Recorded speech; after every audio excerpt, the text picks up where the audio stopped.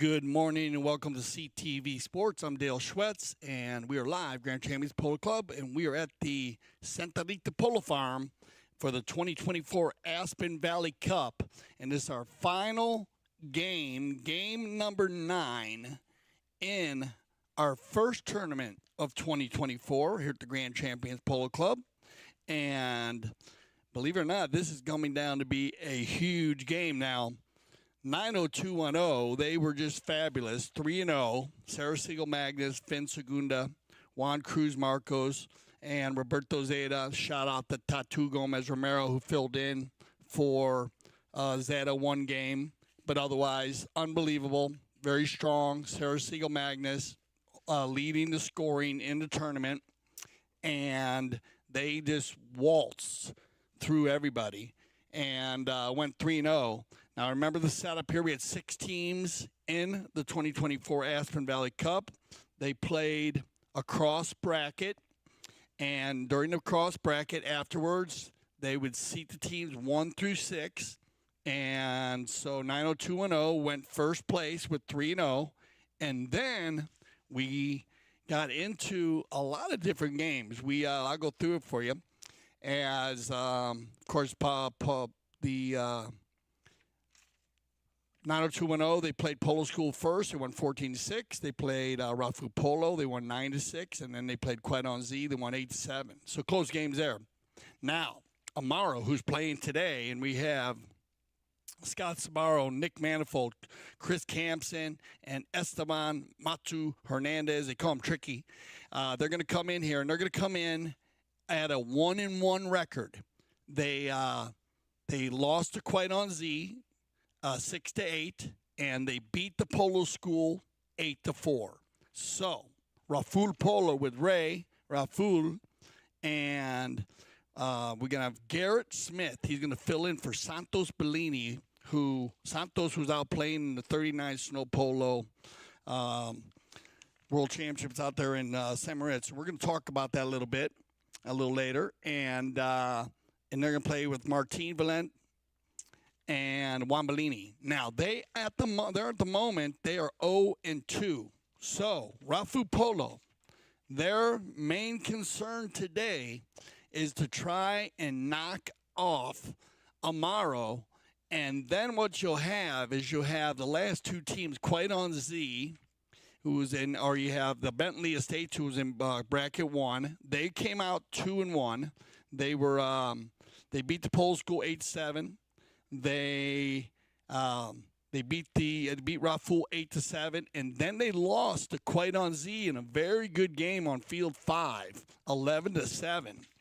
And Quite on Z, they won their first game to Amaro 8-6. They tie. They won that. They lost their game in an overtime. Or they actually lost against 902-0. I'm sorry. And then they beat Bentley, so they are 2-1.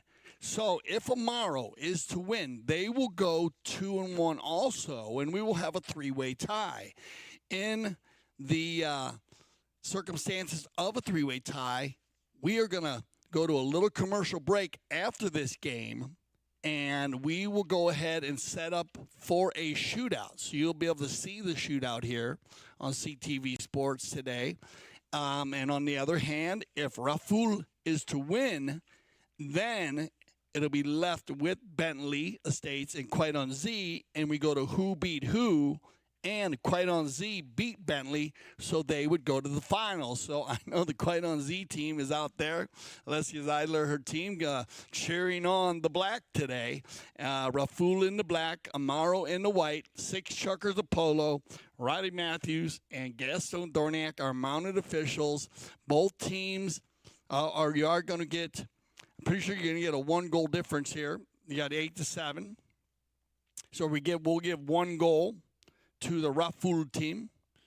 Check the scores here on the scoreboard. They're going 0-0 there, so I'll check that out to make sure. We'll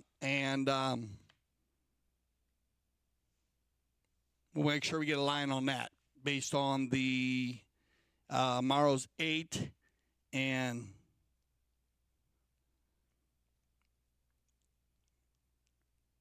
okay. Yep. So they'll go ahead and it'll be 8-8. So we got 0-0 on the handicaps. So here we go. First chucker action. Wambolini, big hit. We are at the Aspen Field, Santa Rita Polo Farm.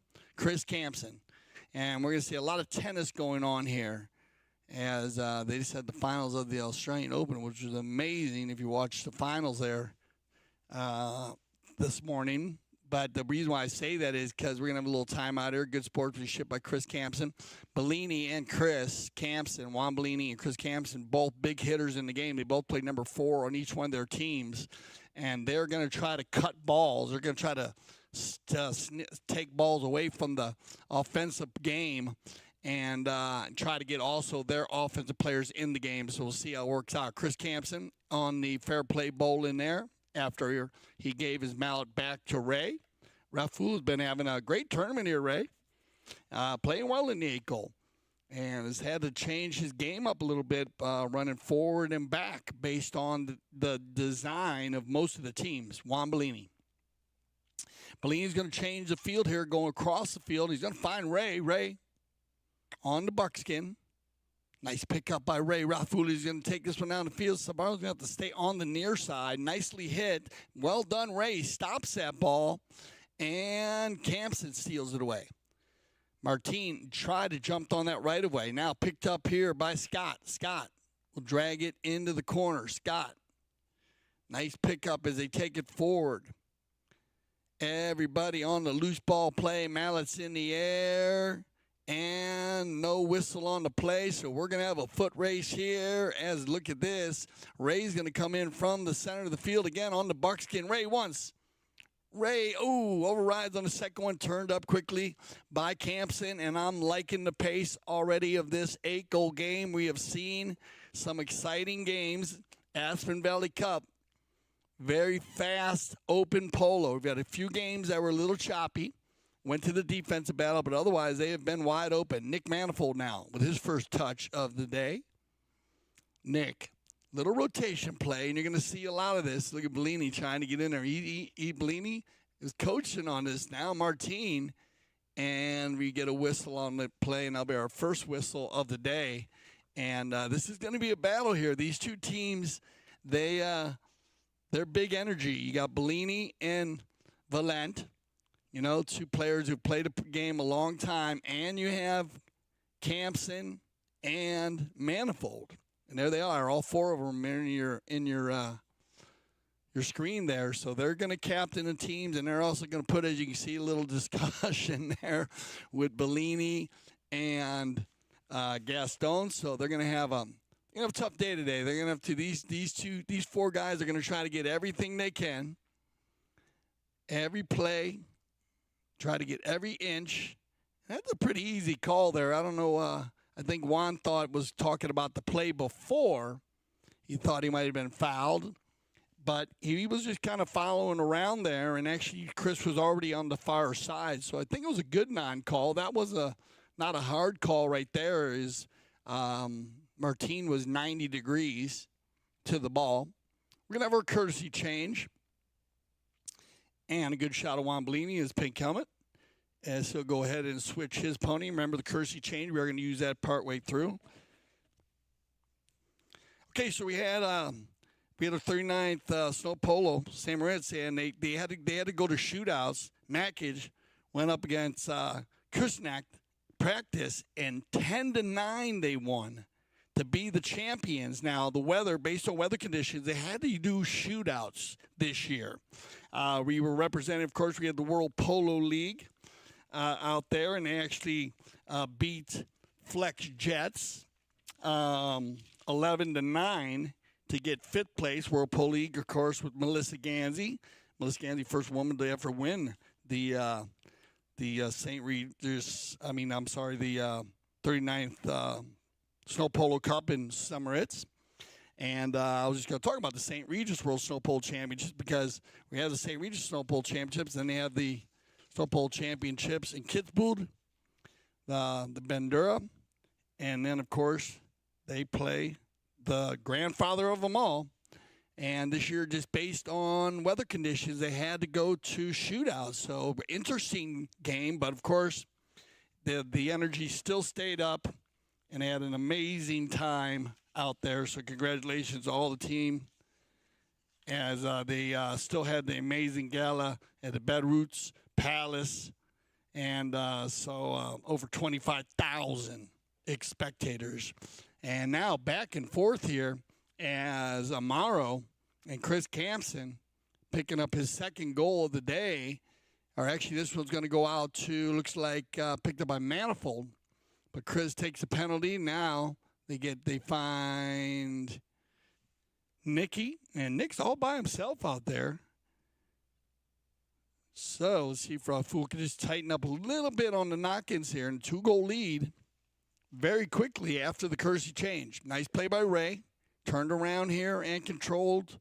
Taken back in by Martin, and Valent will work this one down. Martin playing in the 8-goal and the 6-goal, along with a number of players. Turned around here quickly by Esteban. They all come together. And another whistle, they'll stop the play. Nobody going anywhere. So let's see, two players come together. It's going to be Valent right here on the ball. It kicks the ball to the right side. That ball now gets changed across the field, gets picked up again, and then right there, you can see how the quick line change. The ball was actually lesser angle for the white jersey there. And that ball is just going off the field about 30 yards from goal. So they'll bring that ball to the center of the field instead of having a 5A, well, penalty 5B. And if you remember, during this 2024 Aspen Valley Cup, Chris Campson actually had a penalty 5 that was just off the center and hit it like 10 yards past the goal. So he's always in range. Let's see if he goes for it here. Chris Campson. Campson, nice drive down the center, and that ball's going to carry. And look at this. 1, 2, 3. Wow, Power Polo at its finest is now. He gets Scott Sabaro in on the scoring, and Amaro could not ask for a better start than this. Campson with the first one on the penalty, Nick Manifold, and then Scott Sabaro mixing it up very, very well. And they'll come back to the center. Of course, for any of our new viewers, we do switch directions in the game of polo. That is the procedure used around the world. Now, Sabaro, nice little finish there. Ray in the vicinity, just a little bit behind Sabaro. And a well-hit penalty 5B by Campson. All right, Bolin. Another one. One here by Chris. And Campson's going to go down the center with it, looking for Nick Manifold. Nick slamming on the brakes right there, being covered by Valen. Now, good non-call there. As you see how Nick shut down, and when he shut down completely, he gave up the right-of-way there. Good read by Valent Martin to steal that ball. Now, a little bit of a sword fight. Battle in the corner there with Bellini and Manifold. Sabaro's going to come in and help out a little bit and want to work it out on the gray mare. Bellini off the pony. Slows it back down.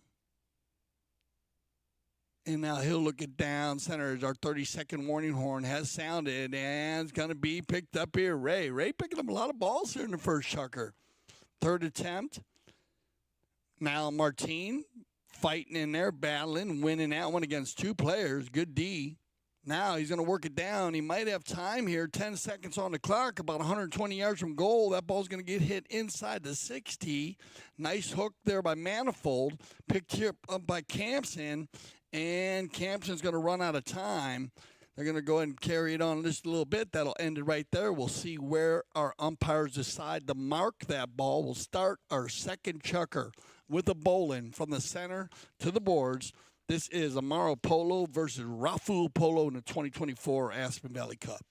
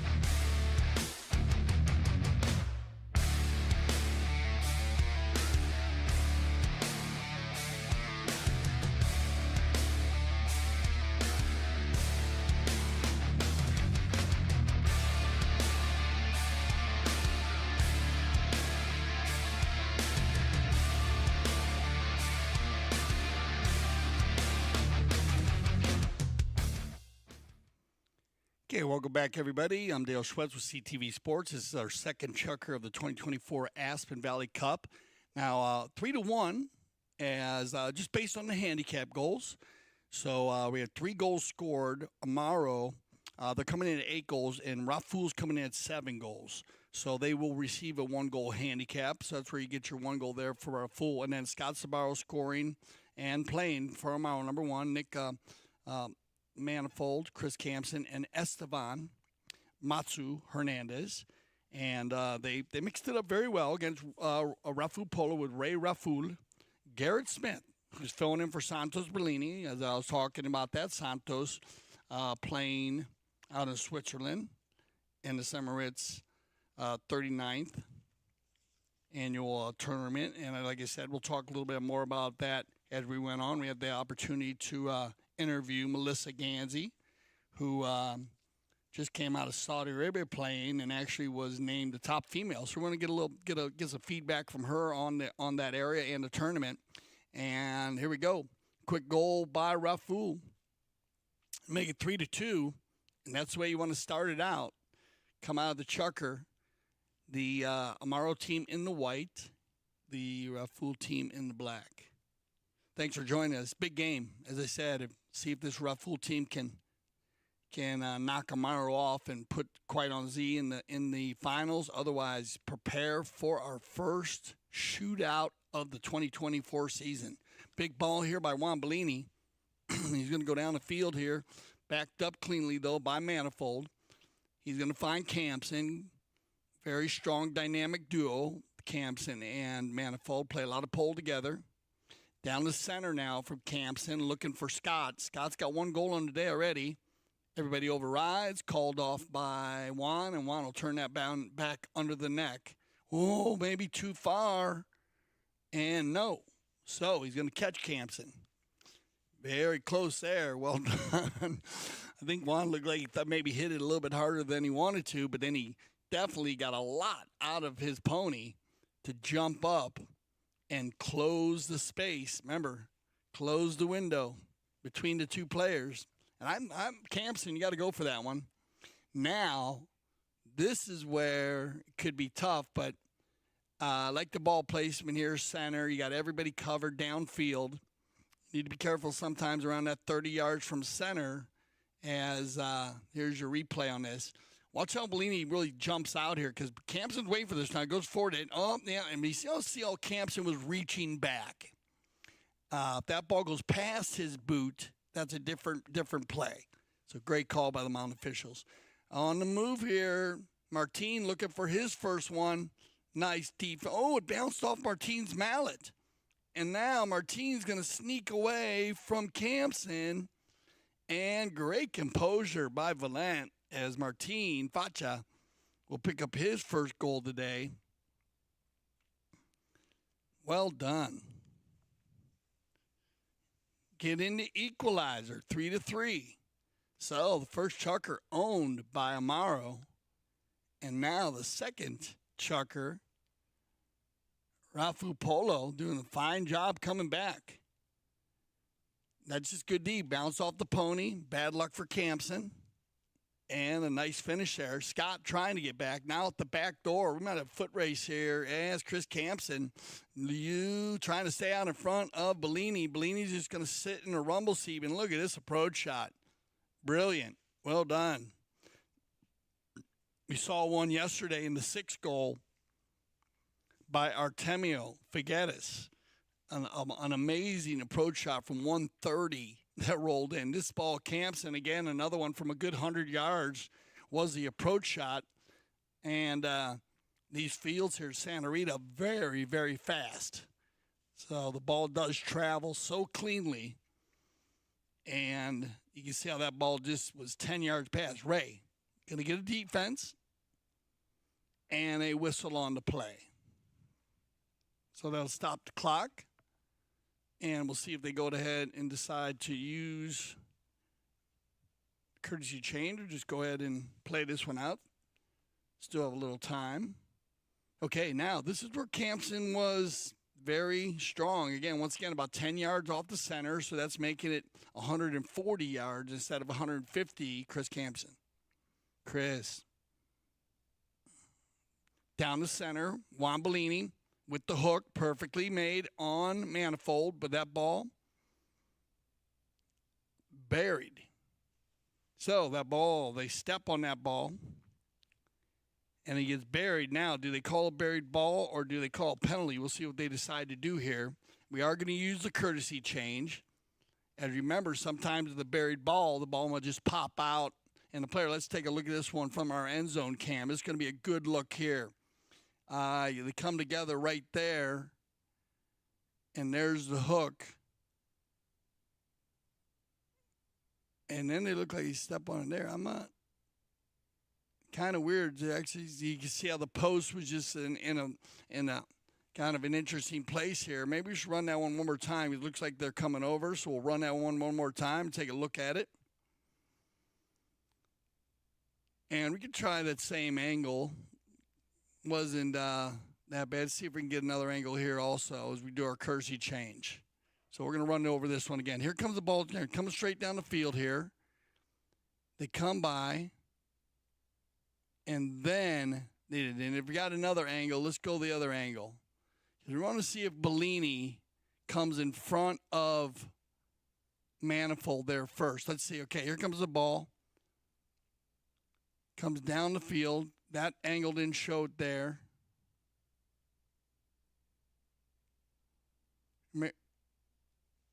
All right, let's go end zone one more time then. And let's slow it down. We're going to slow this one down just to see where Bellini comes from, because that's what they're looking for here, to see if Bellini crosses over in time.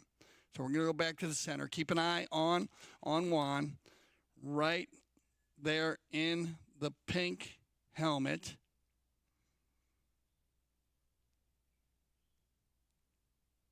And he does go back and forth. So if they do need help there, it looks to me like Bellini fouls Manifold on that one as he's crossing in front of him. He's got to give him one play.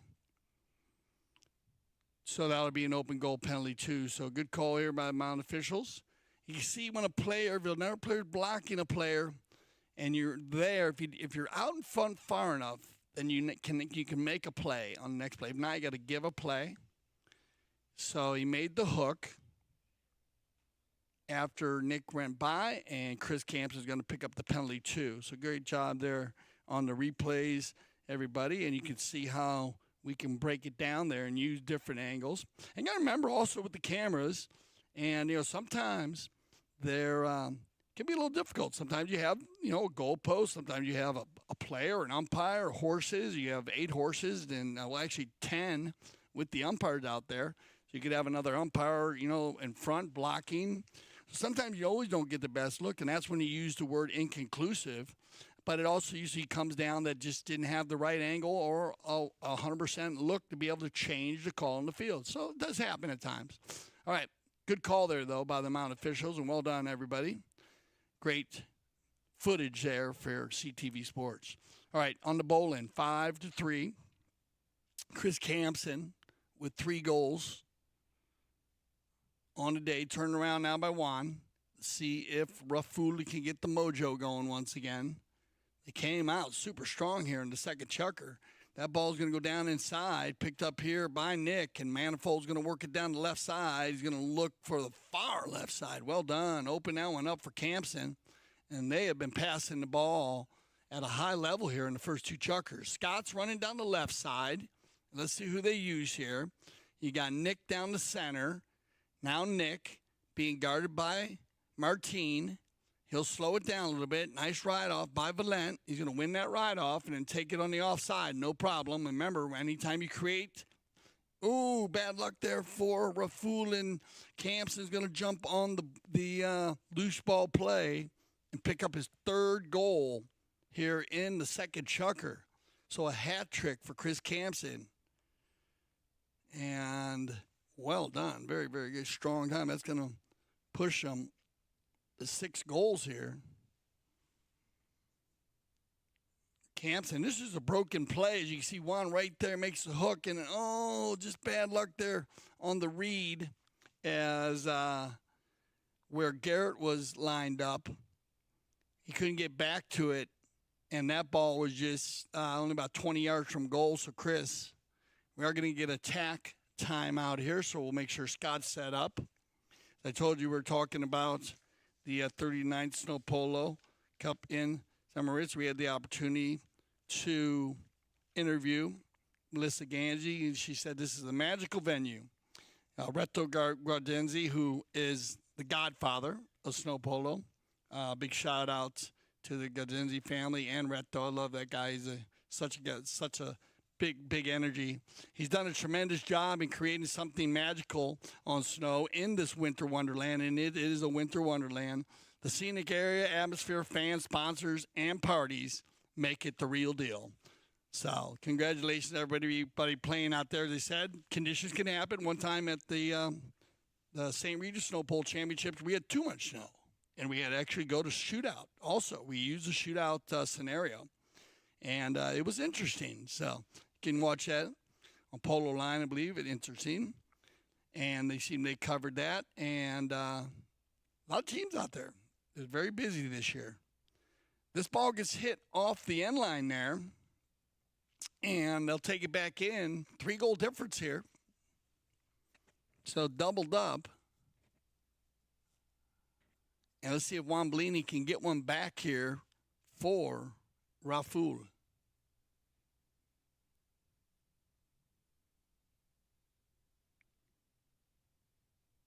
Off to the right side. Juan going to go down the center here. And it looks like they're trying to get out there and look. And that's going to work as a nice pickup here. And play by Garrett Smith, opening up the center of the field there. And look at this pass from Martin. Great power polo play. And can I say it, coast to coast like butter on toast, because it started with Juan Bellini on the knock-in. Bellini hit that ball completely across the center of the field. Then Garrett did an amazing job keeping not just one but two players off the field. That gave Martin right here the opportunity to have a free shot. And then an excellent near side neck shot by Smith to feed that ball to Martin and to make it a 2-goal game. So we'll send them off to get some fresh ponies, and we'll be right back for our third chucker. Stay with us.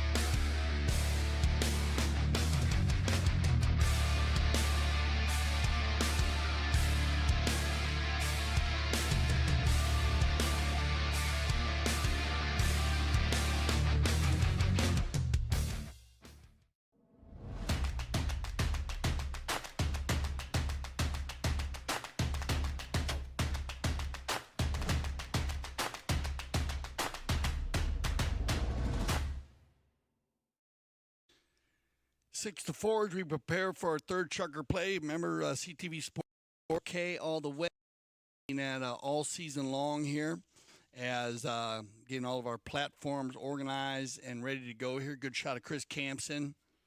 Please think as we work towards our sixth season of the World Polo League. And like I said, 6 goal to 26 goals and everything in between. You can view that all season long here on CTV Sports. And 8 goal, 12 goal, 20 goal. We have our Women's Polo League. And I want to thank all the ladies who joined us this last Wednesday to start off. And it was great having a lot of the 10-goalers out there. With Nina Carco came in, and Hope Ariano doing an amazing job. She's also getting some awards, I believe, today. So congratulations to Hope going to 10 goals this year, winning a number of awards. Also, she's played amazing, and she came over and joined us for our opening season, and of course all the young ladies and beginners that are also starting to play with the women's, and so you can watch it all.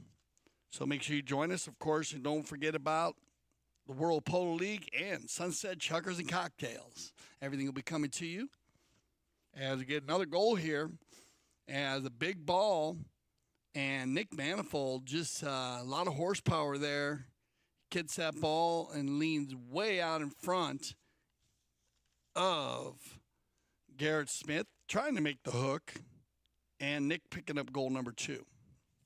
So we've seen about 3 or 4 goals scored in coming out of the bowling. Both teams getting the loose ball play and just, working it down. Here's another time right here with Chris. Chris working it back to the right. He's going to take it back to the left. Looked like Nick was going to fall into the rumble seat there, but they decided to keep it to himself, and now Juan Bellini. And he's got Martin going forward. Martin taking it back to the inside. Stolen away by Campson. Chris is going to take it back a good 30, 40 yards. Now Nick, Martin's trying to steal him away there. Need to be careful on that play. He almost got it done, though, as Campson makes the hook, and then he finds Manifold, and Manifold with a brilliant neck shot. Ray with the net. Well done, Ray. Will it stay on the field? It does, but do they get there in time? But Ray with a nice incredible back tail shot had the angle, and that is a super save by Ray Rafool. Well done. And then I think that ball got hit off the field, so that's a goal-saving play there by Ray Rafool, because the next player was a white jersey, but overhit. So they'll regain possession here on the knock-in. Bellini's going to go left first and then back to the right, but nobody home with the black jersey. And he's just going to pick up his own ball. He says, I got it, guys. So he'll keep it moving. Juan. 3 targets out in front. Ray, that's what I said. Ray used to playing in front of the game, but he's been playing a lot of offense and defense. And this is how competitive this 8-goal league has been. You need to have that full rotation. Martin, he's going to find Ray. And look at now, Ray made a great play down one end. Now looking for the goal. Ray gets a piece of it. Will it carry? Oh, and it does, but just off to the side. So a nice attempt.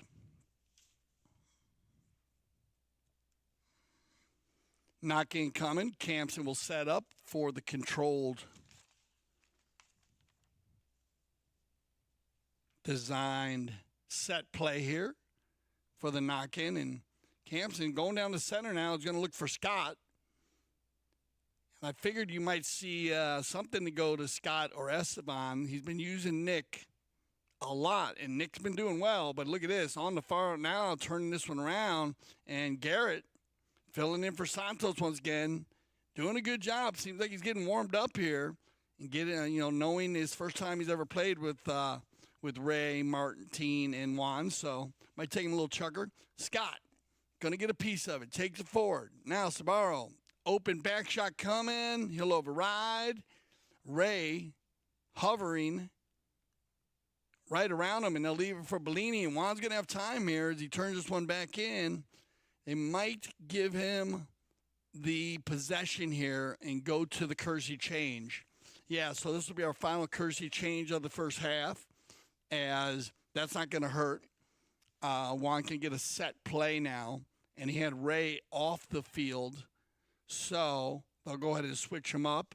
You see Campson right there working with Scott, kind of having a few words to each other, talking about their Hayden. We also had Hazel Jackson playing with the women's.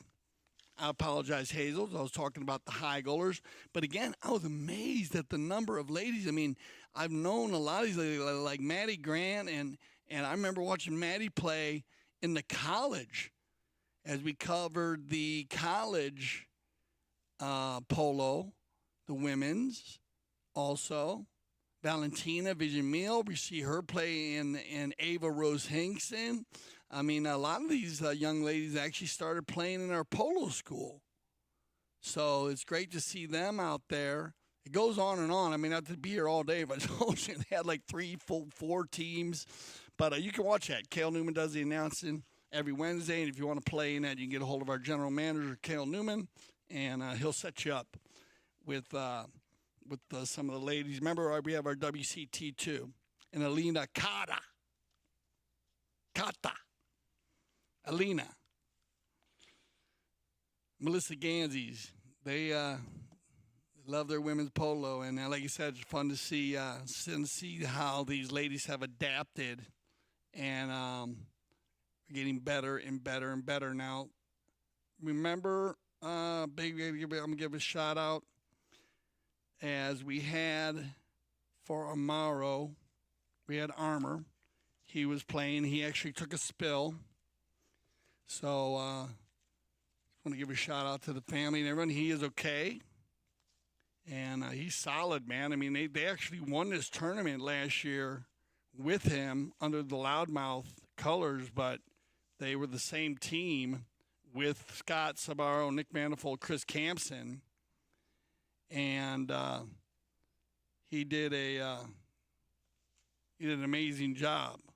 So he's being filled in, of course, by Esteban, who's Esteban doing a good job. But Michael, he goes forward, he plays back, and as I said, he took a little spill, but he's okay. We have Esteban finishing the tournament. All right, we have the Fair Play Bowling, and most of the time on the Fair Play Bowling, that ball just should be given up to the opposing team. You don't necessarily have to bowling.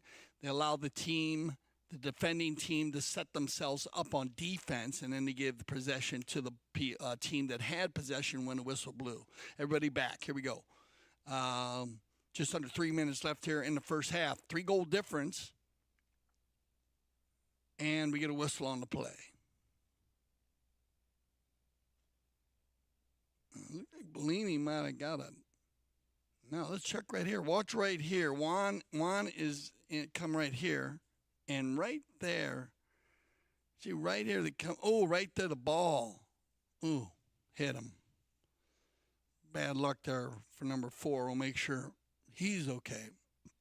Remember that ball travels good 150 yards, 120 miles an hour when hit well.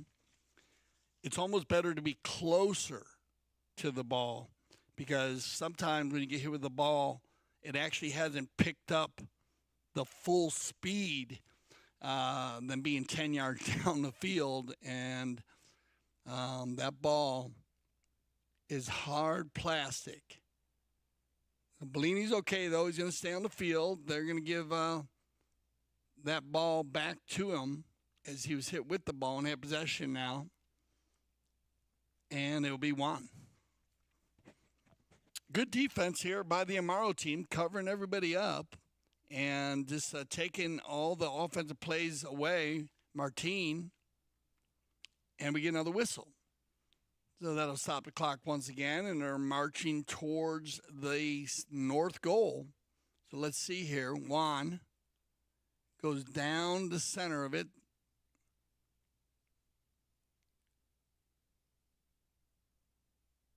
And they're going to call that play right there. You're going to play that back as they tee up here. They're getting ready to go already. So you can play it back if you want. But that was interesting. But what happens on that play as they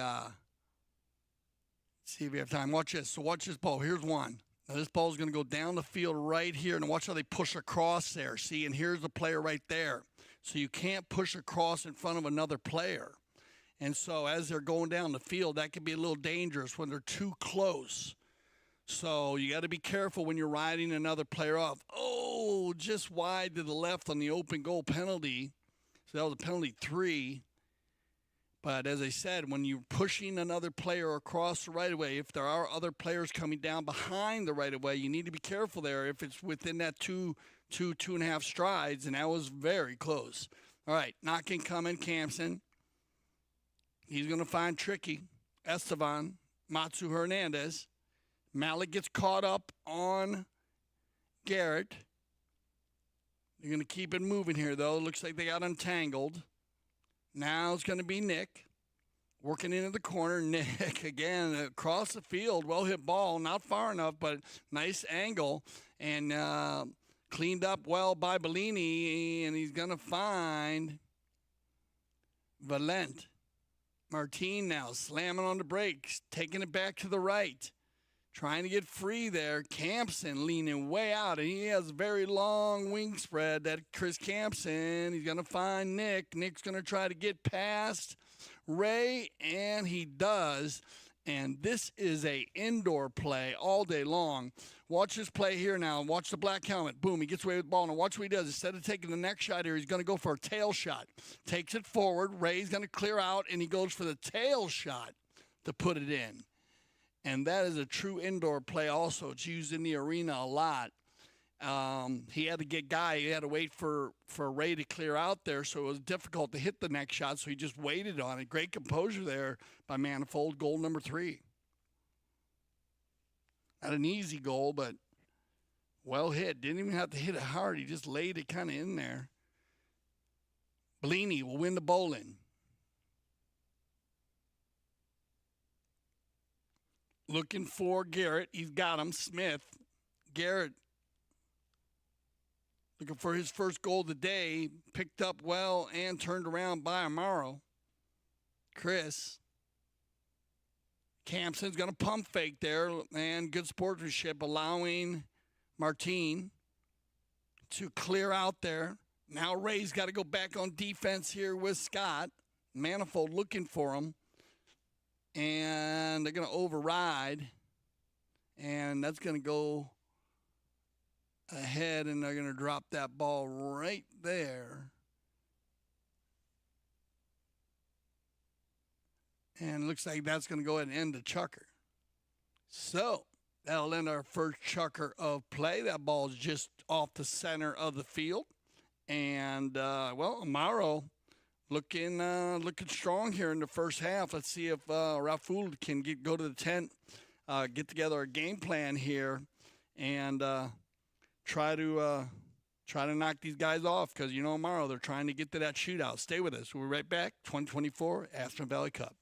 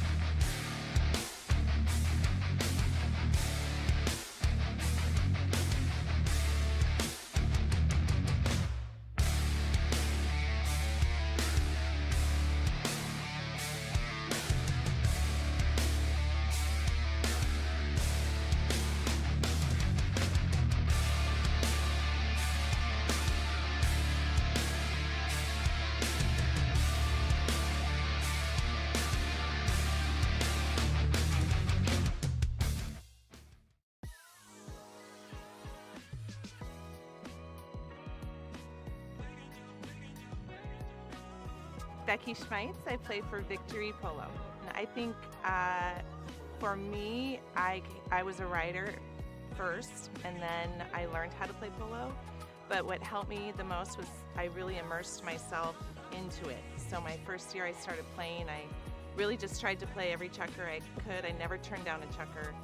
I'm extremely hard to find a horse for because I'm very, very picky. And I've always thought that the horse really picks you as a person. What I love about Grand Champions is it allows me just to focus on polo. I am very challenged by the polo that I'm playing, and I have not just one coach out there, but everyone on the field is coaching me. The dynamic that you are on a different team every week is a really good mental strategy for learning the game, because every pro is different. Every pro has a different approach, a different style, and it makes you communicate. But I also feel like my polo's just gotten better. I would say most definitely what I love about the Santa Rita fields are that there's a lot of them and they're very safe. And so I don't have to navigate as much when I'm going to goal. And so then it just keeps me focused on myself, and I feel a little more confident playing. And it's a beautiful location, and the staff and team here is amazing.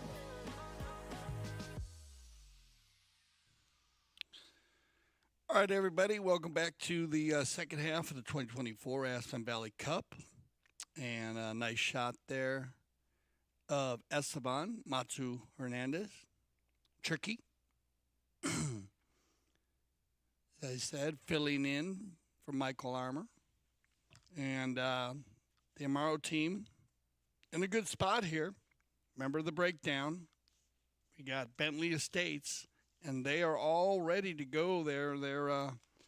They've been told they have to be ready for the shootout.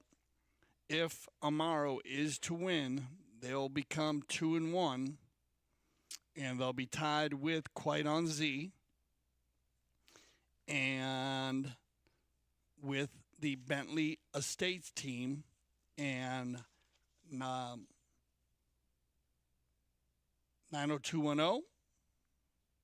Great job, 3-0. Amaro and Bentley Estates also in bracket 1. And on the cross bracket, as I said, Bentley Estates winning against the Polo School. The Polo School just got it. They had a tough game early against 90210 here in the Aspen Valley Cup, but then they got better and better and better. Yeah, but the tournament's only so long. So if it was a month long, that team would get better and better and better. But they did well. And then Bentley Estates went on to beat Rafool. And that was a close one, only 2 goals, 8-6. And then Quite on Z, great job in their last game on field 4 against Bentley, 11-7, and it was a must-win game because Bentley had the ability to go 3-0. And then it pretty much would have been over. So they put a lot of energy into that game, and that's what brought this game, this Amaro Rafool Polo, which we love. I love that about the cross bracket, that you can get here down to the end, and a team that's pretty much out. Because Rafool at the moment they lost only by 3 to 90210, 2 to Bentley Estates. Close games, but they have the ability to go 1-2, but disrupt the bracket system and change the game. So it makes it interesting. And also Amaro, even though they are 1-1, this is a big game. It's a semifinal game for them. They need to win it. Then they'll go to the shootout. And 90210 will just be sitting back. They've been kind of watching they've had a lot of games to watch because they don't know who they're going to play. So it hasn't been an easy for 90210 winning all 3 and based on all these ties, because they're going to have to go back and watch the tape tonight because they're going to play that game tomorrow. All the teams have agreed and that would be pretty much Amaro has agreed to play back to back, which not a big deal. They're playing this morning at 11 o'clock. Tomorrow they'll play at 3 o'clock. Make sure you join us for the finals of the 2024 Aspen Valley Cup at 3 p.m. tomorrow on a Monday. Love that Monday polo. Love it. And now, does 902-0, does it hurt them because that they've, had like kind of a week off, or does it help them? Now, I know Zeta and I know Sarah Siegel Magnus, and they, I'm sure they're practicing every day, so they'll be ready to go. But sometimes that rhythm can you can be winning a lot of games, and it can kind of hurt your rhythm, when you're different practicing and playing against in these tournament games. So does it help Amaro by playing in a tournament game against a team here that's been edged out only by a goal here and a goal there? And Rafool Polo, they have not been blown out of any game. Like I said, the only blowout that we had was really the first game of the season, and that could have been just first game of the season blues, as we call it, with Govinda, Leo, Benji, and Jason. Just the 90210 team just came out very strong early, and they had a spectacular day. I think Sarah Siegel Magnus scored 4 goals in the first chukker. So, and they just kept rocking and rolling. That the Pole School did come back and play very well in the second half, but by then the 90210 was on fire. So a couple scenarios there that kind of make it a little different. At the moment, 8-4, they have them doubled up here, and that's a good spot to be in. So let's see if they can keep it going and get to that shootout. As I said, we'll go to a little commercial break. Might take a little bit longer. I'll find out exactly, but they should be going right away for the shootouts. So if you've never seen a shootout, you're interested in it. It's a lot of fun to watch. We always talk about how important those penalty shots are. Well, they are going to change the life of 3 teams here for the Aspen Valley Cup. All right, second half action. Once again, I'm Dale Schwetz. Thanks for joining us. If you're just joining us for the second half, we have Amaro in the white jersey, Scott Sabaro, Nick Manifold, Chris Campson, Esteban Matsu Hernandez, and in the black jerseys, Rafool Polo, Ray Rafool, Garrett Smith, filling in for Santos Bellini, and Martin Valent with Juan Bellini in the black jerseys. Juan. And looks like that ball's going to carry through. So, well done, Bellini. Picking up the first goal here of the second half. 2 unanswered goals in the third chukker. That was the difference. Otherwise, it was pretty close. It was 3-1 after the first. Amaro is a good replay here of Juan. 6-4 after the second, Amaro. And then just those 2 unanswered goals to make it 8-4 at halftime. But that was the only chukker. That and wasn't too bad of a chukker for Rafool. Just 2 nice goals by Manifold. Bowling, they'll be right here in front of you. The rest of the game, international rules, tournament conditions, as they switch sides of the field, of course, every day. And it's going to be Esteban on the move. Hernandez, and, just wide. But a nice attempt there. And once again, Amaro Polo out of the bowling. We were talking about that earlier. If you you didn't see the first half, both of these teams very quick on getting the ball in the bowling and then working towards the offensive play. And we've had a number of goals scored from those plays. Knock in from Bellini, backed up by Campson. White jerseys turn in, and the 1-2-3 combination. Campson to Manifold, Manifold to Sabaro, and did Scott get in there in time, or is he going to get whistled up because it looked like Bellini had the right-of-way there?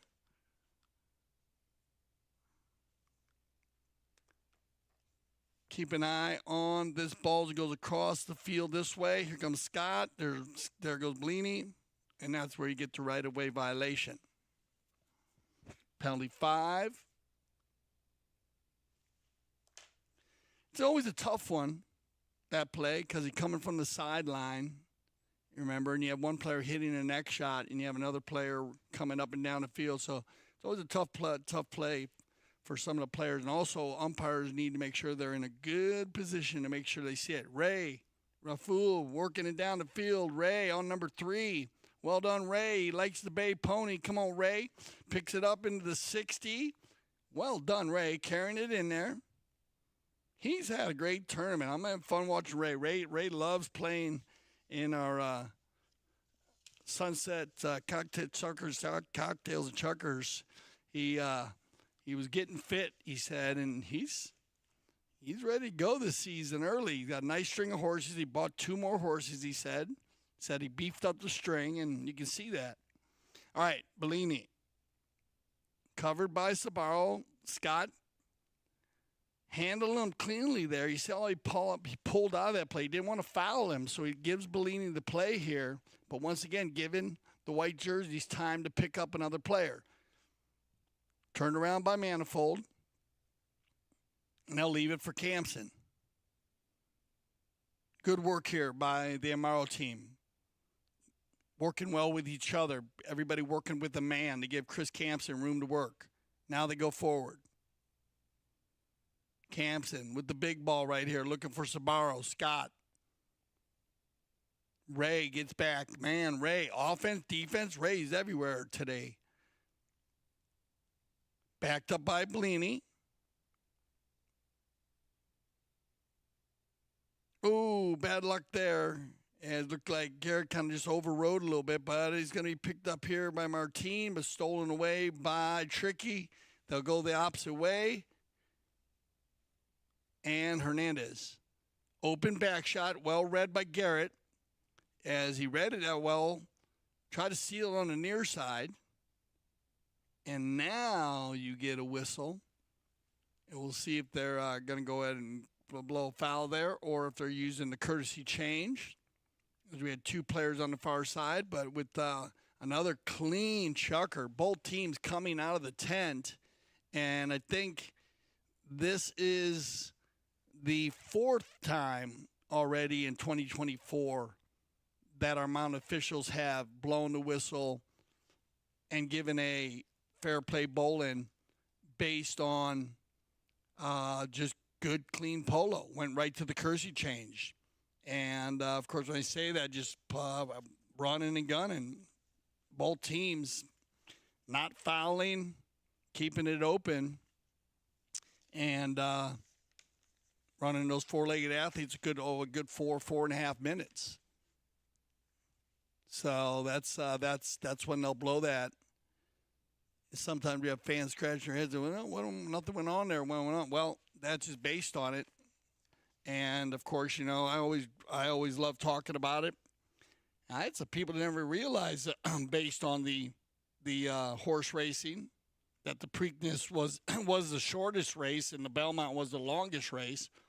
And the Kentucky Derby, I always thought the Kentucky Derby was the longest race, but either or, all the races are all under 2.5 minutes. I mean, the Preakness is a mile, like I said, a mile, 3/16, and it's 1 minute 53 seconds was the record. Kentucky Derby, 1.25 miles, and they ran it in 1 minute 59 again. And then the Belmont, 1.5 miles in 2:24.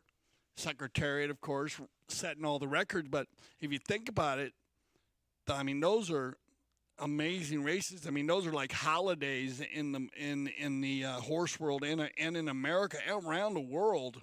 Those 3 horse races, and they literally take less than 2.5 minutes. So I think that's why we've been seeing more applause from the courtesy change, as of course brought in to play by some amazing people here at the Grand Champions Polo Club and Aspen Valley Polo Club.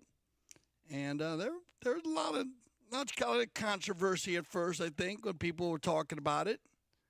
But it has grown to be a huge part of the game, and for a number of reasons. So here we go. We got everybody on fresh legs, 8-5. Perfect opportunity for Rafool Polo to try to get a couple back here. They got the first goal of the fourth chukker. And as I said, have been controlling the offensive attack here. That ball gets hit across the center.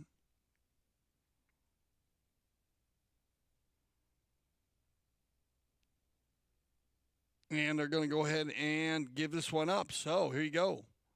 In favor of Rafool Bellini. Not wasting any time. He's going to hit it across the field. He's got Ray. And Ray, again, going forward, going back. He is going to be sleep well tonight, right? He's been working hard and doing a good job with it. He's really learned his rotation very, very well in this ACL Aspen Valley Cup. All right, down the field, Campson's in position. Backs it up. Hernandez. Oh, neutral play. No, he's going to win that one with Garrett. And we got Scott. Scott's going to have a breakaway here. Sabaro. Scott, nice swing. He does very well when he gets out in front. Checks his shoulder one time. Now back to the inside. Going to go near side. Overrides. Juan's going to get there before Nick. Go under the neck with it. And he's already got Martine crossing the field. Good recovery by Sabaro.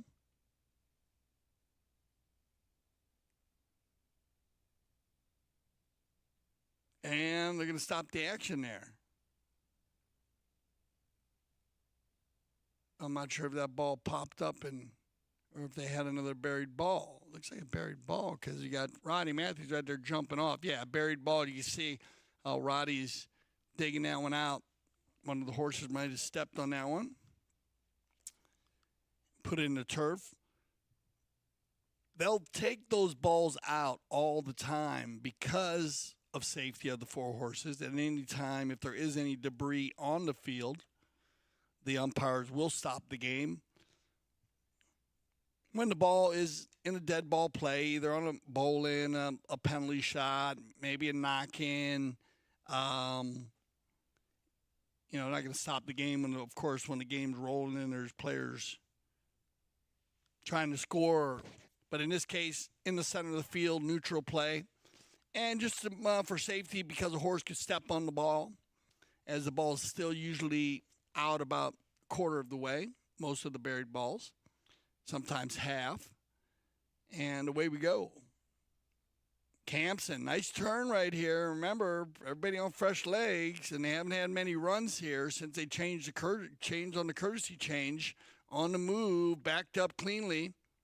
Good D here by Manifold to take out Valen, and nobody home here on Campson. Somebody's got to rotate around here because Chris, if he's floating around the field like that, can be trouble.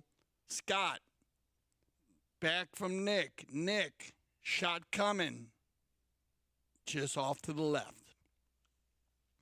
So Rafool Polo is going to dodge a bullet here. They're going to get an opportunity and one more bowl, and I think Bellini's probably going to go quickly on this one. Yeah, he is. He wants to use this time. Here comes Juan.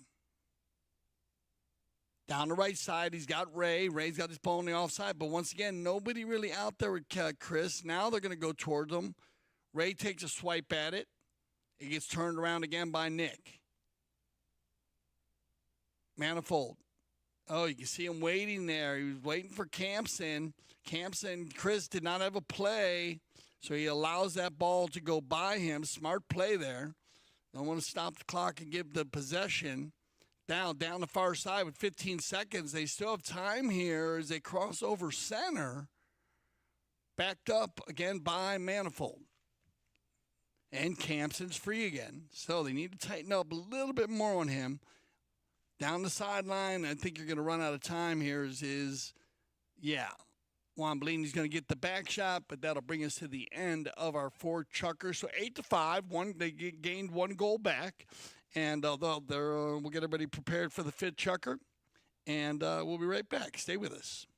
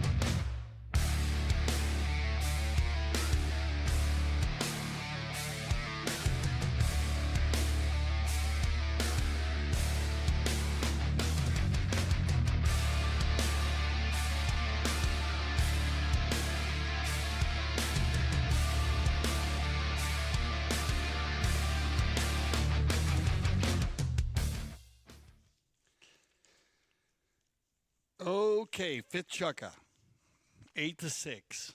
One unanswered goal scored by Rafool Polo in the fourth, and that's a positive way to start out the second half because they ended with two goals being two unanswered goals.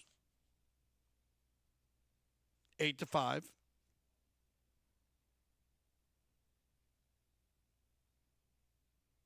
And that should look correct to me.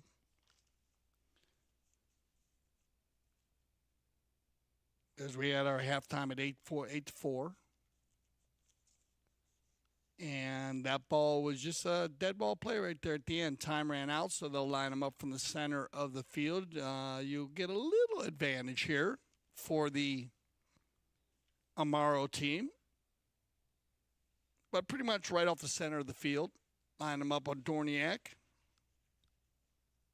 To take a little time here to just get one of the ponies warmed up there. As you can see, one of the players running around, just waiting for one more player to come in.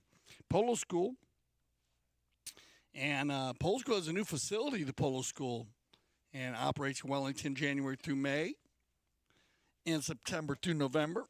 Standalone USPA sanctioned polo club, and it's thriving. So if you're interested in learning to play the game, it's dedicated to teaching polo to all ages, particularly the grassroots. Mission to provide individual opportunities in polo at every economic and ability level. So if you're a beginner or, you played a lot. We have a lot of pro players come in and work on penalties. Juan Bellini, get the ball in. Come on, Juan. That's just what he did in the Ford Chucker. So great job here by Juan, picking up his third goal of the day. Juan also playing in the sixth goal this year. They actually got the win there, and that's a great goal right there. And another goal, as I said, winning the bowl in and getting the offensive attack. Both of these teams doing a great job once they get somebody free. All right, switch directions. See if Rafool can keep it going here. Campson turning the corner. He's going to keep this one. He likes the gray pony, gets a lot done on the gray pony. Big ball down the left side. Still going to come onto this by himself. Picked up and back by Martine. Campson comes around the corner. I don't think he had time to do that. And he thinks the ball went back a little bit on an angle here, but it looked like that ball was back straight. And hard to tell there on the drone is how quickly that ball went, but it looked to me like Bellini had lesser angles, so they're going to go to penalty 5A. And come on, Ray. Ray overrides. Had an open space there. Like I said, Ray's been finding good spots on the field. Tries to get taken forward by Scott. Martine, broken play, and this is always trouble in the game of polo on the broken play. And, well, they are going to dodge a bullet here. As did it go in? Did it go out? Let's see right here. Shot on goal, and that ball went so high I couldn't tell you from here. But it looks like they're gonna go with the safety, I guess. Yeah, so yeah, it was a block. So our first safety of the day. Defending team blocking that ball, hitting it over their own end line, giving the opportunity now for the Sabaro White in the white jerseys, a 60-yard penalty. That ball, was just off the post, so it's going to be Chris Campson with his first 60-yard shot of the day, and well hit Chris Campson. Penalty 6. 9-6. 3-goal difference, not enough goals at the moment. Mucho tiempo, 5 over just under 6 minutes.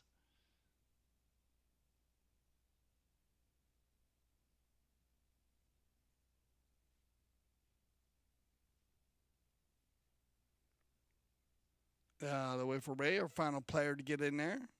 And away we go. That ball's going to bounce off a player there. Just bad luck for the Rafool team as Campson was on the outside, had the ability to come on the inside. Now he takes it back to the inside using the center of the field. Nobody home, picked up here. Martine trying to run the turn there.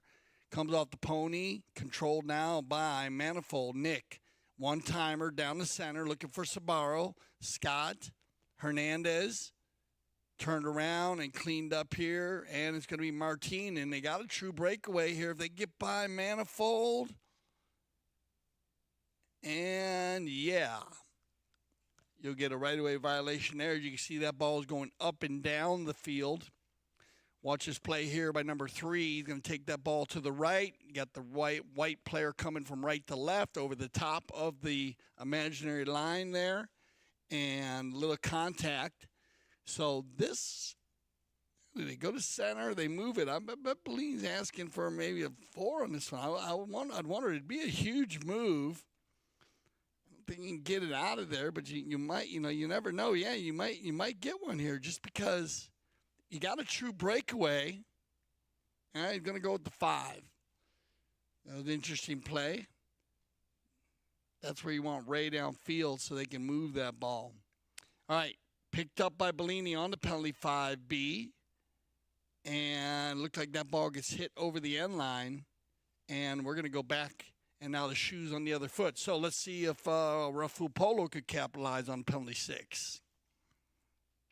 As Campson did earlier. And you know what? Just about the same area on the field, just off the post here. So no, not a tremendous amount of angle to hit at. Pretty, shouldn't be that difficult on the angle. Let's see if Juan can. He has not hit one today. This has been a very clean game. Commend both teams, not giving up too many penalties. They only had the penalty 2 for Amaro. And then everything else has been from the field. And then we had a 6, which is a, procedural. It's not a foul, it's a procedure. So, Bellini with the opportunity to get it within 2 goals. Huge opportunity for Juan Bellini. He's been here before. Here comes Juan.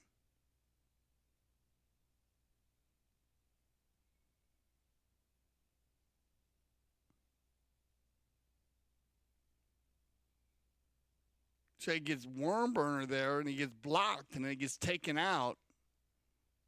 Good D here by Amaro. Hernandez. Manifold. Sabaro. Scott. Taking his time here. Very, very. Now Ray. And now a whistle. So, I don't know if that ball makes it past Ray here. Let's see if it gets past him there. Oh, it kind of comes back from left to right there. Yeah, is Scott Samaro was hitting the ball there. So, got a little bit turned. I thought maybe that ball was hit just past Ray's boot, which would give him the opportunity. Maybe we could play this back a little bit during the Kersey change, that play. And we can break it down for you a little bit because when at first look, you think, well, why can't Ray take a back shot there? Why does Scott have to go to center? Here's Scott. Okay. Now he's going to hit this ball forward here. And when he does, watch what happens. Takes this ball forward. There goes the ball here.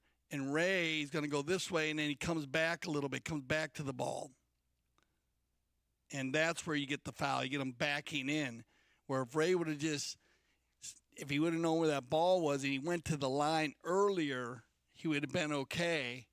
But once Scott gets established, then Ray's got to go to the next play. But at first look at that, I thought maybe that Scott had to go near side, but a very good call by the mountain officials there. It was that one little step. A lot of times you can watch the horses too. The umpires will watch the horses lead. If you look at this horse right now, the Juan Bellini's on, you can see that the right foot is leading. They call that the right lead. And when a horse changes direction to go from right to left, he goes to the left lead. Well, a player, when he does lean to go and change directions, the horse usually changes. If he goes right, he changes the right lead. He goes left, goes to the left lead. Well, the umpires will watch the horse's feet. And if a player that goes to a ball, they see that horse change leads, well, very simple to break it down and know that a player is changing his direction. It's a great way to do it when you're breaking it down, too. The IROs will use that a lot here at CTV Sports. They'll watch the horse's feet, not actually the player, and decide whether the horse is moving from left to right or right to left. Center hit, penalty 5B, Chris Campson. Oh, yeah. Might we see one? Chris Campson. Oh, man, inside the 30. So a good 130 by Chris, but picked up again by Bellini.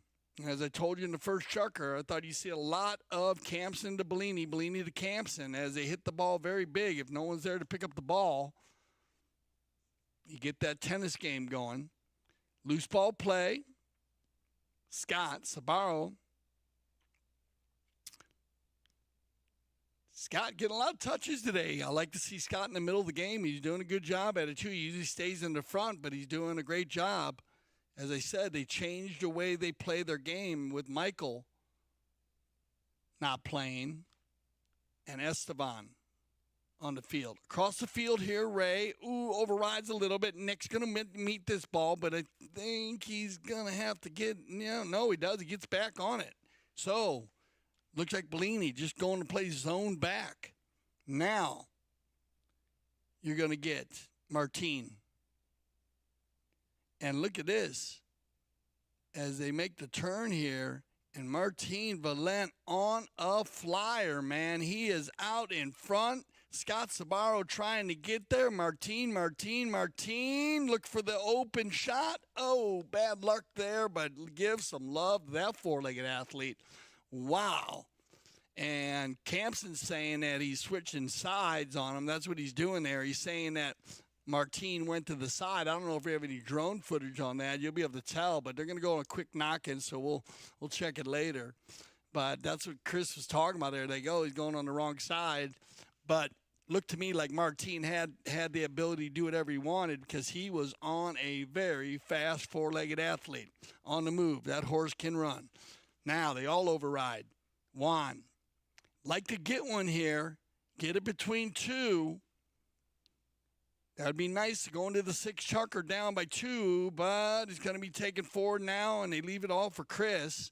That ball gets hit down the field, and will it go on its own? Wow, Chris Campson getting it done right here as they leave it for Chris. And watch this, one-timer, and Campson just going to powder that ball, and he had wide receivers everywhere. Chris been playing well. You got to give credit where credit is due. I tell you what, he had one game and that was the game that they lost, and he missed a few penalties, but he's got it dialed in now. 6 goals on a day, Chris Campson. 2 of them from the penalty line. 1 a penalty 2, and 1 a penalty 6. Well, there you go. That goal is a huge goal because it gives them that 4-goal cushion. I know Rafool Polo would have loved to be within 2, but down by 4. But a lot of time left. One more chucker left. Let's see what happens here in our 6th chucker play.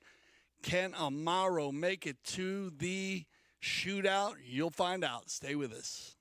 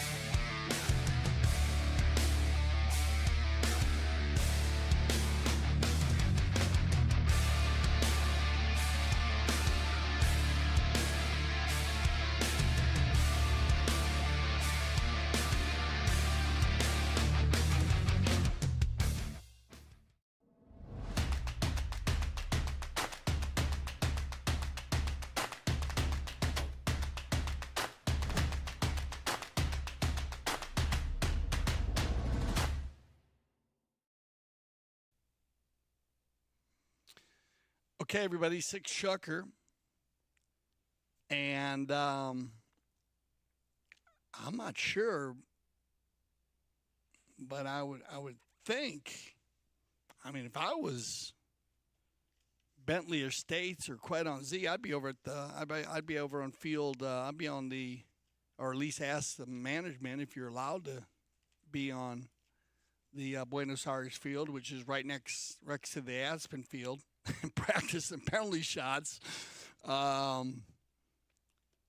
It comes into play. You know, it almost reminds me of penalty shots. I started thinking of penalty shots. Well, all ladies come in line. Melissa Gansey, she's a great penalty shooter and loves Salem. I remember Sarah Siegel Magnus actually carrying her team at the St. Regis World Snow Pole Championships. I don't know if you remember back then. I believe it was the year that we had to go to penalties just because we had so much snow that it was just too much. Couldn't move it around. So, and it was this for safety of the 4-legged athletes.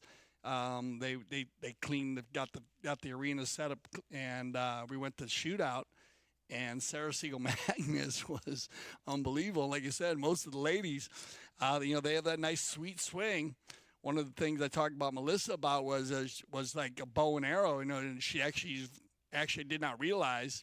Steve Lane and I are actually talking about it. It's almost like shooting a bow and arrow. And she actually told me, yeah, I'm actually pretty good at shooting a bow and arrow. So there is an art to making the penalties. Remember, it's not just the long penalties. They're going to be shooting some short ones too. So it should be fun to watch. I always enjoy watching them. Here we go.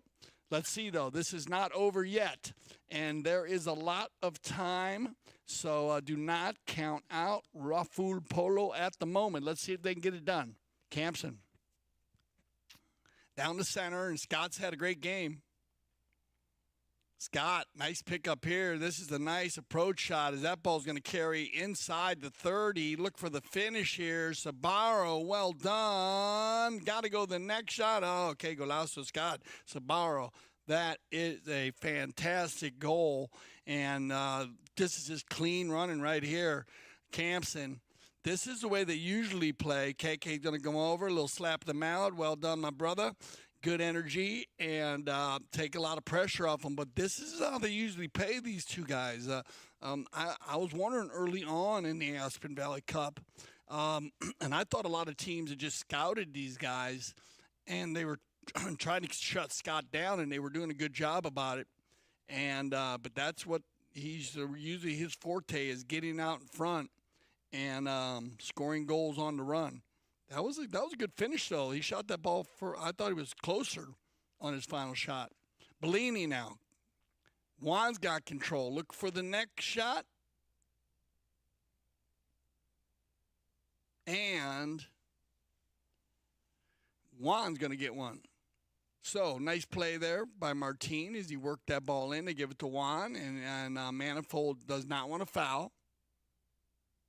And you can learn a lot from what just Nick Manifold just did there, because anxious players will get in there and maybe try to foul them or something. You don't want to stop the clock, because if you stop the clock, then it gives them the opportunity to have the open goal penalty too, and it works in their favor. Now, Hernandez, can he get one? Good D. Better just to stay in there, let the guy score from the field. And Nick's played a lot of polo, so. All right, loose ball, tail shot coming, and Garrett, nice attempt there on the tail shot. Or actually, that was put across here by Hernandez. I apologize. Hernandez on the shot, Garrett on the defense, and Juan Bellini. And they put a little energy here and put a little rush on it, because now, with 4 goals down, they got to get going here, and this Sabaro team seems to get stronger every chucker. I think this is the highest scoring game that the Sabaro team, the Amaro team, and there you go. Once again, Scott got the hot stick, like in basketball.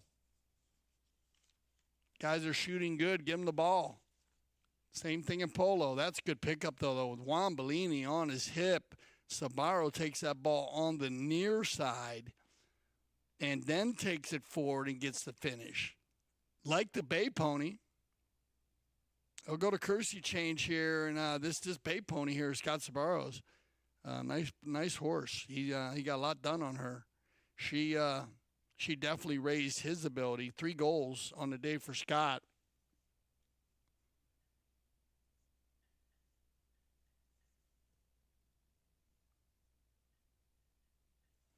And I'll make it 12-7. So 5-goal difference.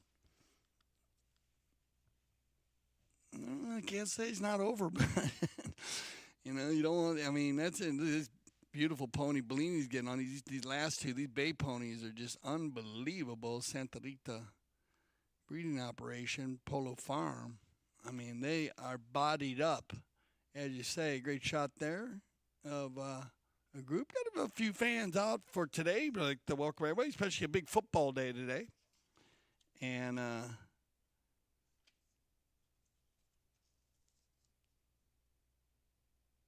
12 goal. We got it going on. Let's get ready. Limited edition. And if you remember last year, we were very excited here at CTV Sports. I'm a big fan of the 12 goal. Everybody knows it. I think it's that one pivotal. I love the 6 and the 8. Don't get me wrong. There's all different reasons why, but the 12 I just put in that pivotal position where you get you get these young players. Like Harrison Reicher is a 0-goal player. You get him playing. He's playing with Tincho Merlos, who's a former 10-goal player at 7. And you got Govinda Kish on 0 and Jace Crowder at 5. So there's a mix-up of players there where you're bringing like one of the best players in the world. Back in the day, Tincho still playing great polo and 7 goals. Harrison coming up. Govinda also, even though Govinda's a little older, his ability. Jason's been there, done that. Then you get like Leslie Zyler, get some of our ladies in there. Coming in on 1 goal, playing with a very good team with the 2 Figueres, Artemio Hilario and Keko Magrini on 6 goals. He's on his way as we watched Keko go from 0 goals to 6 in the last 5 years, I think. Those are just that's the 90210. Sarah Siegel Magnus playing with her son Cable, and they'll play with Geronimo and Roberto Zeta, which is another strong team. Windswept was the other team. Great teams. Competitive. So that'll start up. Be ready for that. We already got the 6th goal going. And we had our first game in the Metropolitan Cup. And it was great watching Bushwood Pink, Jennifer Buchanan. She was all right, man. I'll tell you what, is -1. She played very well. They end up winning, or they end up losing 7 to 5.5. But Rebecca Cohen, who played for the Polo School with Artemio, was on fire. Figueres. He had 5 goals on the day, 2 from the penalty line. Juan Bellini and Facha Valent Martin played together, and they've been playing together now, so they know each other very well. But Rebecca Cohen, she's a -1 also, and she also is an amazing dressage rider. As we find a lot of get a lot of crossovers these days in the polo school from jumping, dressage, riders that work different disciplines are getting into polo. And, to do those disciplines, to ride, to jump, and ride dressage if you've ever done them. And then don't get me wrong when I say this to all the dressage riders. I did dressage, and I hated it because it is probably one of the most challenging disciplines. And when I say I hated it, I just hated it because you really got to work hard. But it made me such a better rider. It helped me out in so many different ways. And in every sport, you need to use any kind of equine sport. You need to have dressage. You use dressage. So I really give applause to all the dressage riders that do it competitively out there. For me, I did it in high school, and man, it really just took my um, riding ability to another level, learning how to use um, all of the implements that they teach you in dressage. So it's good seeing Rebecca out there, and she started in the polo school. They said, remember, we'll get our, and you just keep an eye on the app, as we will get our sunset chuckers, chuckers and cocktails, sunset chuckers and cocktails. I apologize. And remember, there's always a special cocktail. So even if you're not into polo, you want to learn into polo, and you're into cocktails, well, come on out. You can try one of the cocktails and learn a little bit about polo. Usually myself and Eric Frank is there, the voice of polo, who's actually in Switzerland at the moment, calling the Emirates, and has been very busy over there as he was doing the Bandura Bank in Kitzbühel, and also in Saudi. He's been traveling, and he'll be in for the World Polo League, working here also with us in CTV Sports.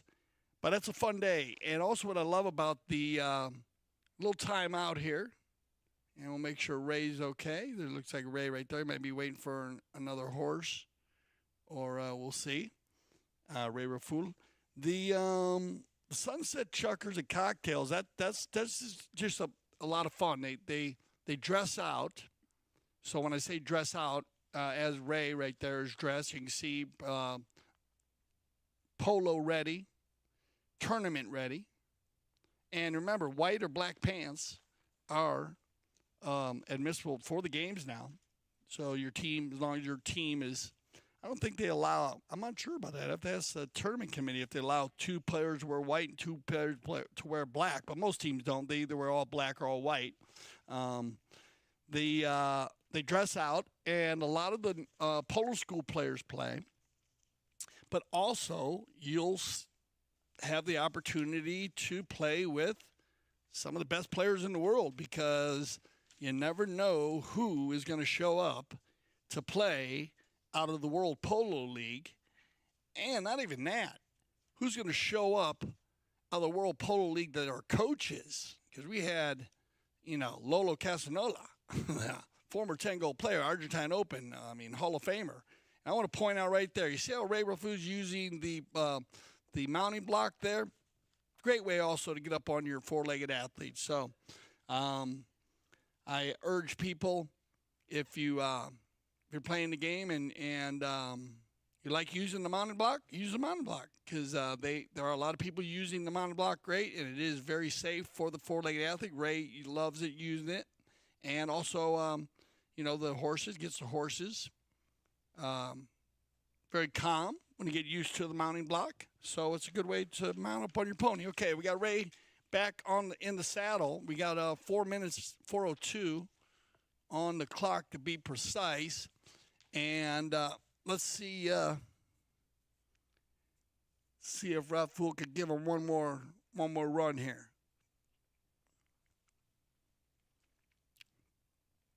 On the move is going to be Martine.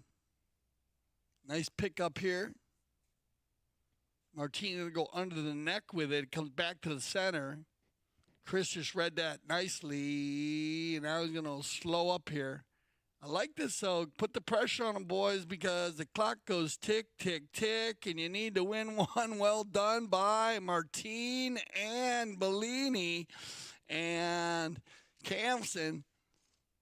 They double teamed him there. Chris had nothing he could do. Watch, Martine starts it off, tries to steal it. Chris brings it back to the inside. Nice hook by Juan, and he just leaves the ball.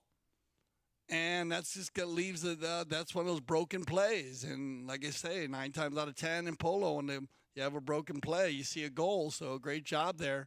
And look at this. As that'll make it 12-8. Martine picking up goal number 3. See if they can get another one here. Garrett. Come on, Garrett, on a breakaway. Get the finish. Oh, yeah. Oh, on the low. No. bad luck right there, as it wasn't an easy shot, as the ball was right along the end line. It actually went off the post and then was right in front of goal. That would have put this game in perspective, believe it or not.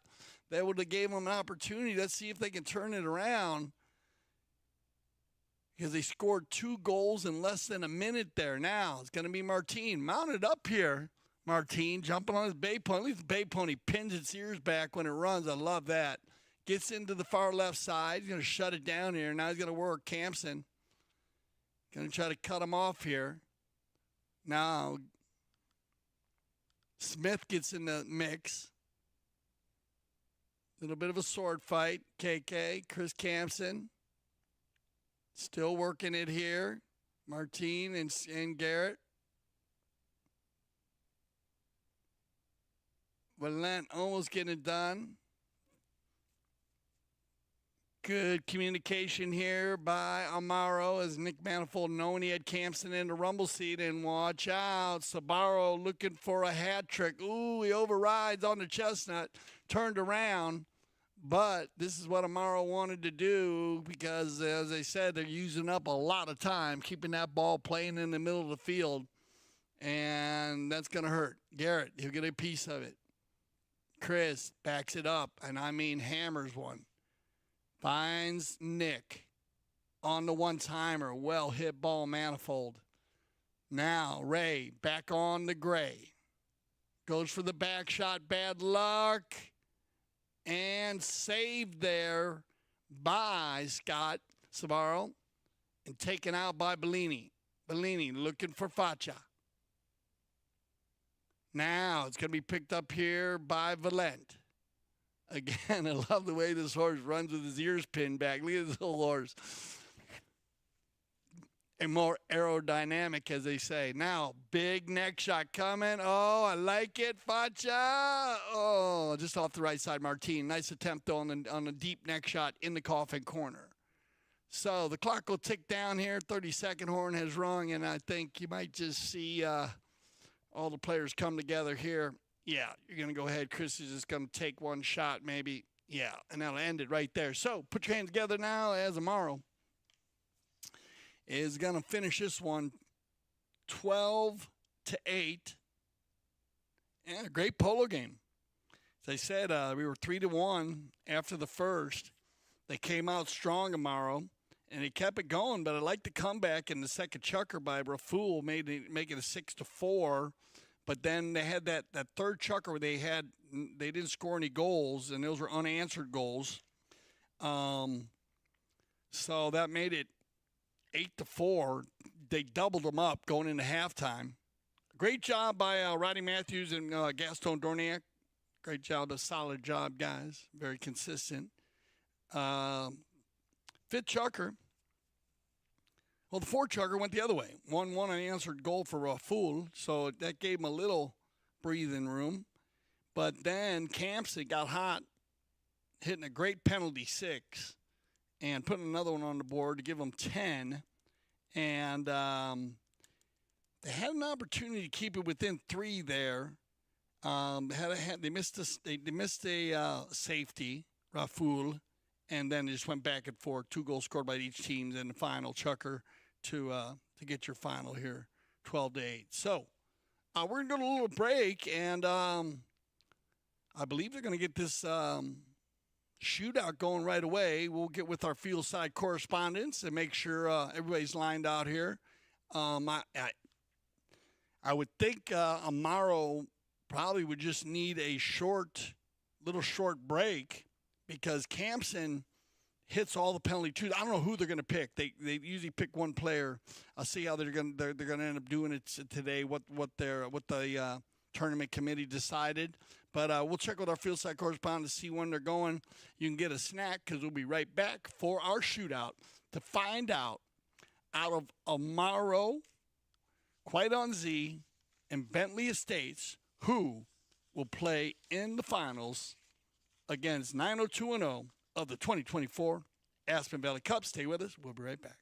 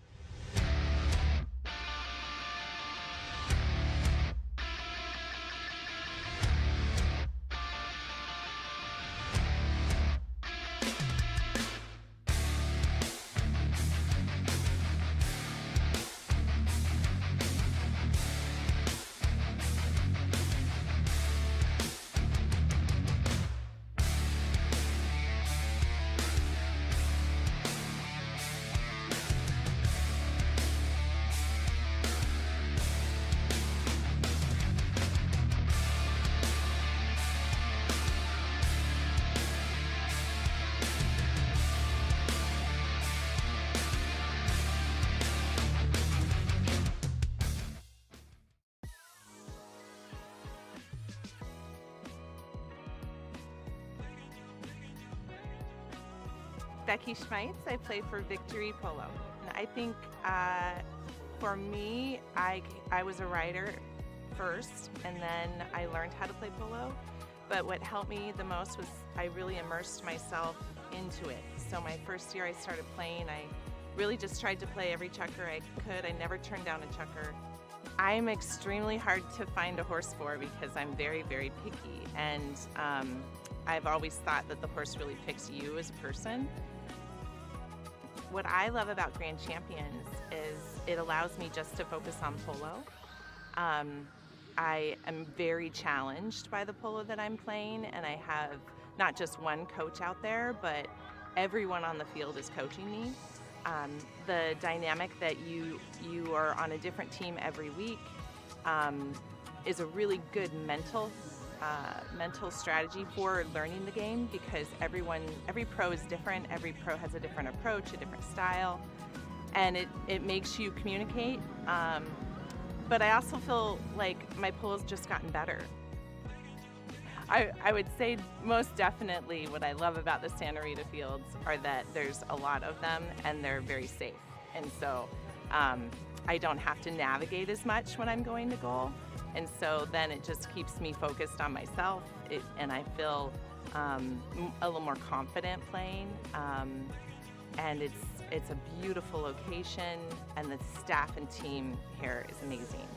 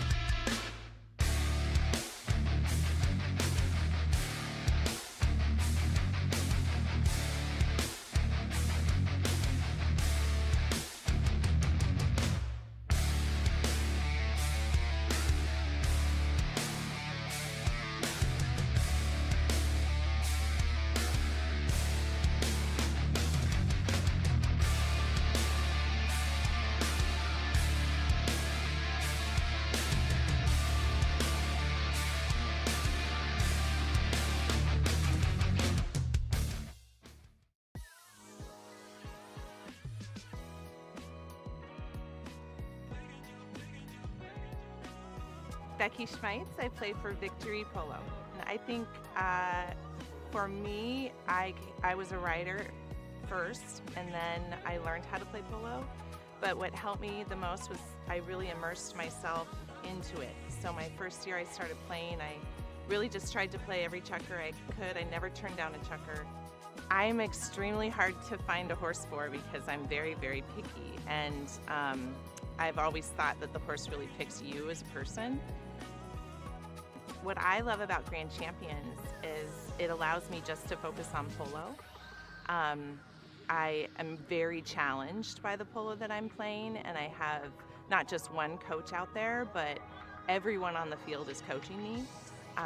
The dynamic that you are on a different team every week is a really good mental strategy for learning the game, because every pro is different. Every pro has a different approach, a different style, and it makes you communicate. But I also feel like my polo's just gotten better. I would say most definitely what I love about the Santa Rita fields are that there's a lot of them and they're very safe. And so I don't have to navigate as much when I'm going to goal. And so then it just keeps me focused on myself, and I feel a little more confident playing. And it's a beautiful location, and the staff and team here is amazing.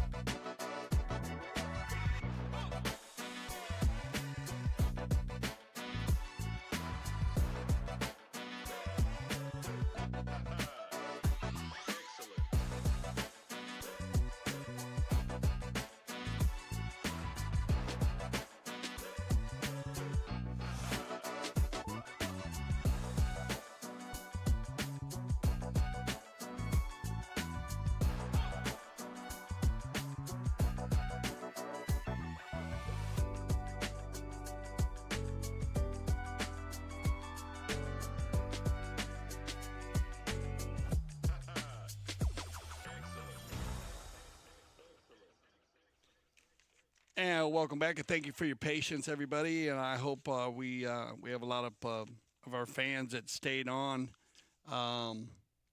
with our getting ready for our shootout, because this was a great tournament. It was a lot of fun. It was just, it wasn't one of those tournaments where the games were it was over halfway through the tournament just based on win-loss records, and I love the tournament committee using the cross bracket setup, which always leaves open the opportunities for teams to come back. Great game here. I got the Rafool team. They went 0-3, but I'll tell you what, great play, and I got to give it up to Ray Rafool. His polo definitely has gone to another level. I like the string horses, Ray. Congratulations. They got edged out of a bunch of games. And then also look at Amaro, Scott Sabaro, Nick Manifold, Chris Campson, and Esteban, Matsu Hernandez, and Michael Armour. Good job, guys, getting to the shootout here. Amazing game by Quaid on Z yesterday, or 2 days ago, to get to the shootout, to beat Bentley. And just some exciting games, and that's why we play this game. We always start off with the Aspen Valley Cup 8-goal. And as I said, one of the most competitive leagues. This 8 goals. 8, great way to start off the season also. Now, we are going to use a shootouts system. We're going to use one player from each team. And the procedures they'll use is, you can see Dorniak right there, and General Manager Cale Newman, they're out there. And we have our goal judges. All players will shoot from the 40-yard line. Make it or miss it, they will go to the 60-yard line afterwards, okay?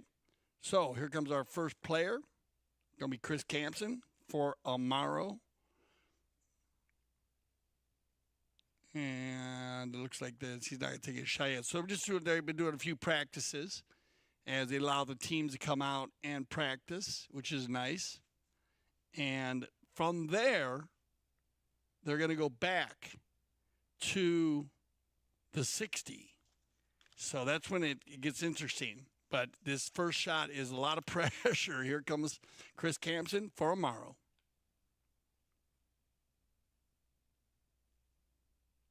Dead center, Chris Campson. Now, let me give you a little heads up here. They're shooting into the south goal, the Miami goal. The wind is blowing 15 to 30 miles an hour gusts. Look at the trees in the back there from the southwest. So these players are hitting into the wind with that type of those type of. It could be tough. Here comes Geronimo Overgon for Bentley Estates.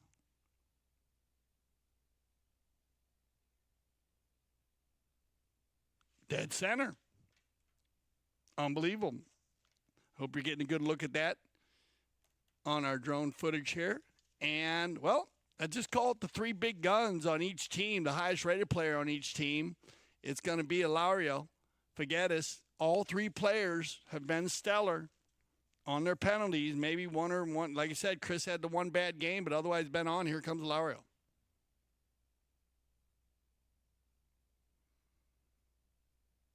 Quiet on Z, 3 for 3. I hope you have some tea because we could be sitting back here. We could be here for a while. These guys, they're all good shooters. Now they're going to move back to the 60. All players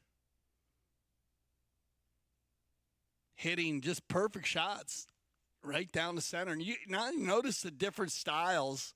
And here's the funny thing, a little interesting fact for you, is that Chris Campson uses a brand new ball. He prefers to use a brand new ball on his penalty shots. And that's the 2, 3, or 4. The other players, I'm not 100% sure, but he's the only player that I know when I was umpiring that always asked for a new ball. Says that it's perfectly round. And now he's going to go from a walk to a lope.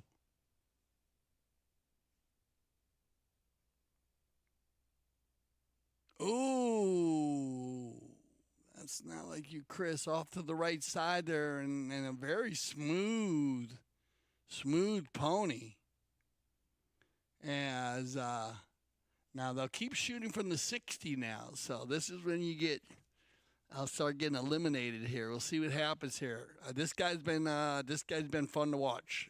Geronimo Overgon, one of my star 5 goal player here, this guy. He's been very solid. Geronimo.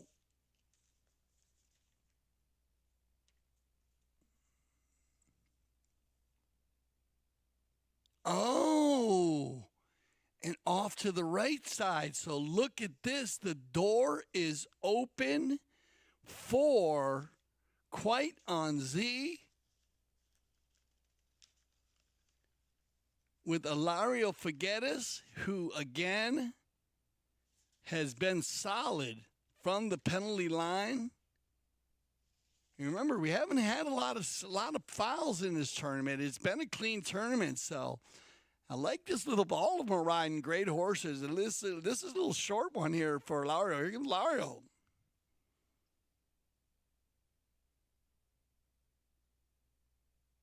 Oh, and that ball is just off to the right. So I think it is. We'll see. No, I guess that ball was in. Or no. I think, Ilario did that ball did go. Let's check that one again. That ball's wide. Hang on a minute. Oh, just on the inside. Okay, I apologize. So just on the inside. So they are going to go ahead and Quite on Z is going to take the win here on the shootout. So, man, what a tournament to get to the shootout. So, may I say it, the stage is set for the 2024 Aspen Valley Cup 90210.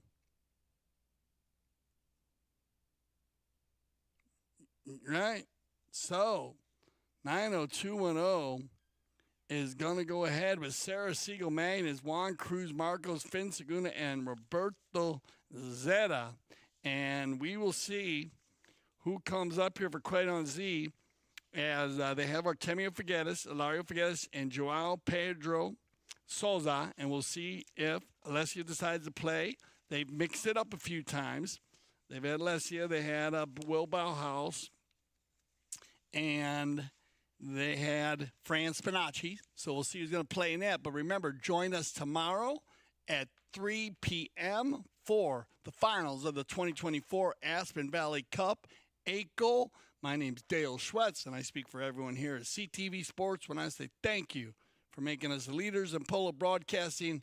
And always remember, here at CTV Sports, we love the polo.